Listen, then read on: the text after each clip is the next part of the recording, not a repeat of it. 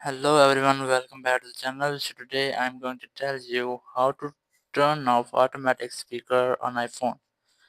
If you want to turn off automatic speaker on your iPhones, you just need to follow these steps. First, you have to open your phone's settings, tap on it, and here just scroll down and look for accessibility. Here's that, tap on it. Now scroll down again, and here you have an option of touch and physical and motor. Tap on touch and now scroll down again. You will get an option of call audio routing. You just have to tap on it, and here you will see three options: automatic, Bluetooth headset, and the third option is speaker. You have to select automatic, and then your phone will not get auto speaker during call.